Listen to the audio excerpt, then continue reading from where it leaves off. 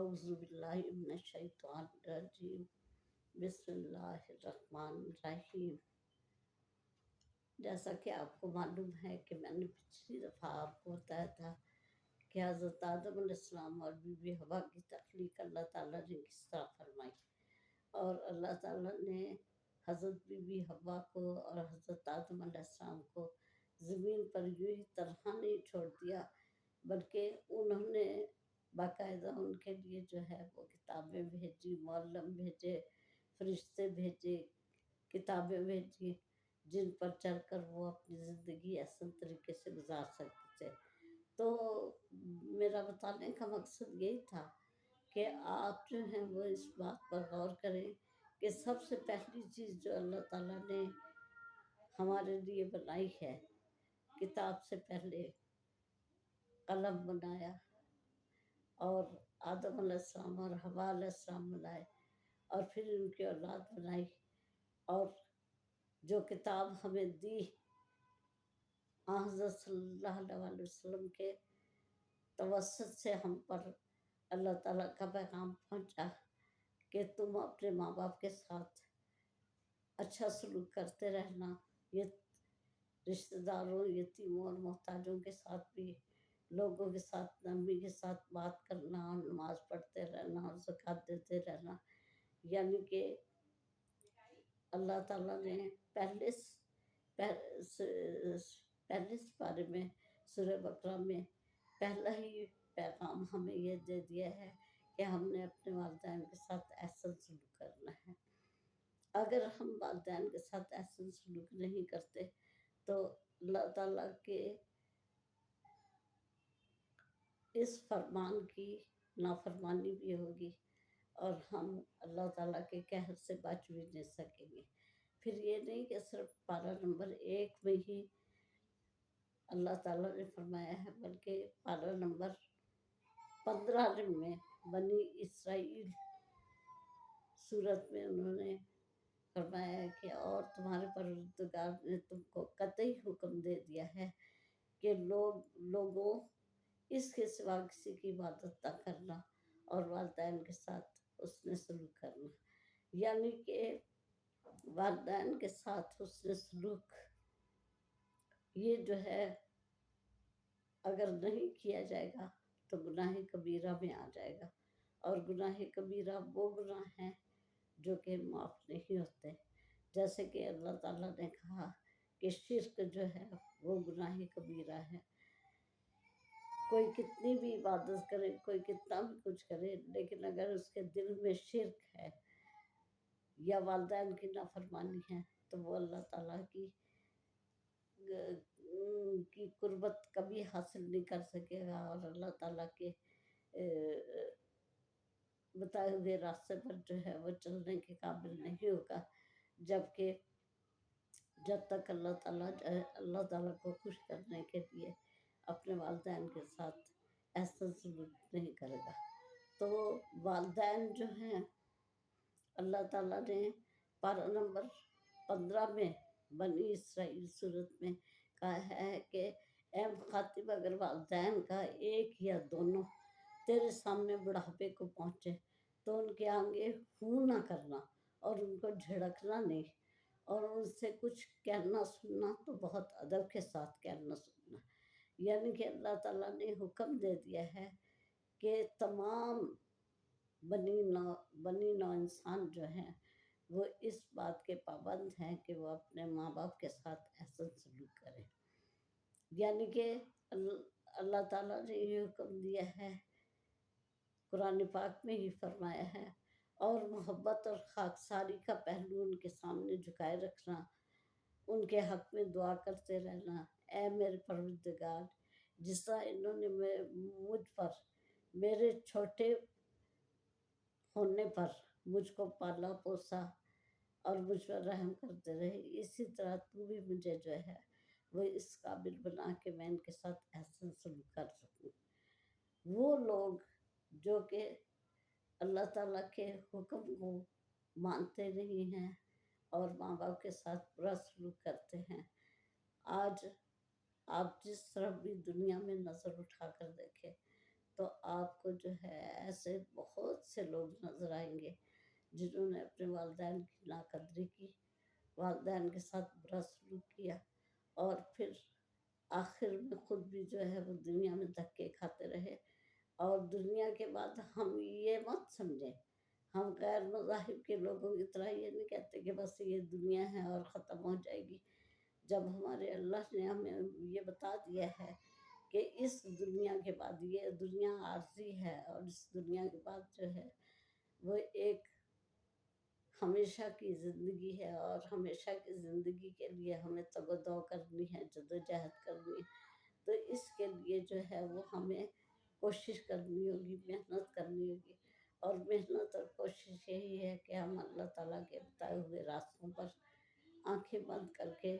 چلتے جائیں، کیونکہ سب کا سب نظام کائنات اور آخر میں بھی دنیا اور آخرت سب کچھ اسی کے ہاتھ میں ہے، اور وہی جو ہے وہ ہر چیز کا مالک ہے، اسی نے ہر چیز کو خلق کیا، خالق ہے، پیدا کرنے والا ہے، وہی اس جو ہم لوگوں سے حساب کتاب لے گا۔ تو سب سے بڑا جو گناہ ہے وہ یہ ہے کہ والدین کے ساتھ جو ہے بدسلوکی کی جائے۔ آپ اس دنیا میں ایسے لوگوں کو دیکھ سکتے ہیں جنہوں نے والدین کے ساتھ جو ہے وہ بہت اچھا سلوک کیا، اور اس دنیا میں بھی کامیاب ہوئے، اور جب آخرت برپا ہوگی، آخرت میں ان کا حساب کتاب لیا جائے گا، تب بھی جو ہے وہ بڑے امن اور سکون میں ہوں گے، اور وہاں ہمیشہ کی زندگی، اچھی زندگی پا جائیں گے۔ یہاں پر اس دنیا میں رہتے ہوئے میں نے اپنے طور پر دیکھا کہ جو لوگ اپنے والدین کے ساتھ احسن سلوک کرتے ہیں اور ان کے ساتھ جو ہے اچھائی سے پیش آتے ہیں، ان کی اولادیں ان کے ساتھ اچھا سلوک کرتی ہیں، اور ان کی اپنی بھی آخرت جو ہے وہ اچھی ہو جاتی ہے۔ تو ہم تمام لوگوں کو یہ چاہیے کہ ہم اللہ کے بتائے ہوئے اس راستے پر چلیں۔ اللہ تعالیٰ جو ہے وہ پہلا گناہ جو ہے وہ شرک کو معاف نہیں کرے گا، اور دوسرا والدین کے ساتھ بدسلوکی کو۔ آج کے دور میں دیکھنے میں یہ آیا ہے کہ اولاد جو ہے وہ جب پڑھ لکھ جاتی ہے، اچھے عہدوں پر فائز ہو جاتی ہے، تو وہ اپنے والدین بتانا جو ہے وہ شرم محسوس کرتی ہے، یا ان کے ساتھ احسن سلوک نہیں کرتی ہے، تو والدین بیچارے بہت بددل ہو جاتے ہیں، اور انہیں جو ہے وہ اس بات کا نہ صرف ملال ہوتا ہے کہ ہم نے اپنی ساری زندگی، اپنا مال و دولت، اپنی چیزیں خرچ کر کے اس اولاد کو لکھایا، پڑھایا، سجایا، سنوارا، اور اس نے آخر میں ہمیں یہ صلہ دیا کہ ہم جو ہے دنیا میں دھکے کھا رہے ہیں۔ تو اولاد کو یہ سوچنا چاہیے کہ آخرت میں جب اللہ تعالیٰ کے سامنے سب پیش ہوں گے اور ہمارا حساب کتاب کیا جائے گا، تو اس وقت وہ لوگ انتہائی خسارے میں ہوں گے جنہوں نے شرک کیا ہوگا اور جنہوں نے ماں باپ کے ساتھ بدسلوکی کی ہوگی۔ اللہ تعالیٰ نے یہ کتاب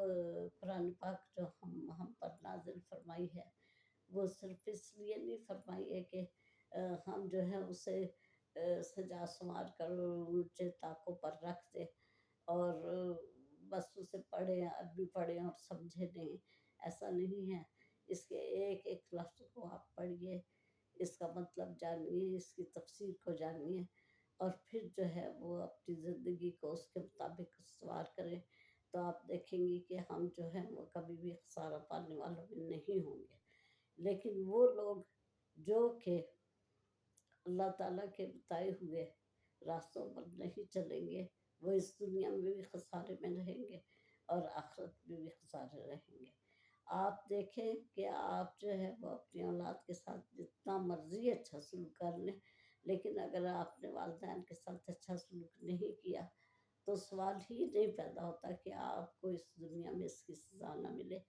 ہم بیشتر جتنی بھی زندگی گزار کر جا رہے ہیں، زیادہ تر اسی دنیا میں ہم جواب دہ ہیں اور اس دنیا میں ہی ہم گزار کے جاتے ہیں. وہاں تو بڑے بڑے حساب کتاب ہونے ہیں کہ اللہ ایک ہے، اس کی کس کس نے پرستش کی،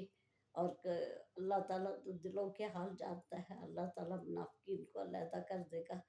اللہ تعالیٰ جو ہے وہ ایسے لوگوں کو جنہوں نے کہ قرآن پاک کو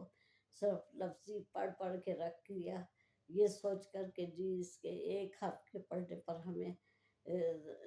10 گنا ثواب ملے گا، اور ہم اتنا پڑھیں گے تو ہمیں اتنا ثواب ملے گا. اللہ تعالیٰ نے ایسا نہیں کہا. اللہ تعالیٰ نے فرمایا ہے کہ جو کچھ کتاب قرآن پاک میں لکھ دیا گیا ہے اس کو نہ صرف پڑھنا ہے بلکہ اس پر عمل پیرا ہونا ہے. اب شیطان مردود کو لے لیجئے کہ شیطان مردود ہم جو اس کو دیکھتے ہیں کہ اس کا اس دنیا میں بھی کیا حال ہو رہا ہے اور آخرت میں بھی جو حال ہوگا وہ آپ سب دیکھیں گے کہ اس کو مردود کہا گیا. مردود کا مطلب ہے رد کیا ہوا. رد کا مطلب ہے کہ کہاں وہ فرشتوں میں کتنے اعلیٰ فضائل تھے اس کے اور اعلیٰ درجے پر تھا وہ. 80 سال اس نے اللہ تعالیٰ کی عبادت کی اور صرف ایک نافرمانی کی وجہ سے وہ یہاں تک پہنچا کہ اس کی دنیا بھی خراب ہوئی، اس کی آخرت بھی خراب ہوئی، اور اس نے چاہے کتنی بھی ڈھیل لے لی ہے لیکن آخر میں جو ہے اس کا انجام کار بہت برا ہوگا. تو ہمیں اپنے انجام سے جو ہے وہ بچنا ہے. ہمیں چاہیے کہ ہم اپنے انجام کو یاد رکھتے ہوئے اپنے ماں باپ کے ساتھ احسن سلوک کریں. وہ لوگ جو اپنے ماں باپ کے ساتھ احسن سلوک کرتے ہیں ان کی اولادیں ان کے ساتھ احسن سلوک کرتی ہیں اور وہ اس دنیا میں بھی سرخرو ہوتے ہیں اور آخرت میں بھی جو ہے وہ ان کو اعلیٰ درجات عطا کیے جائیں گے. بہت شکریہ.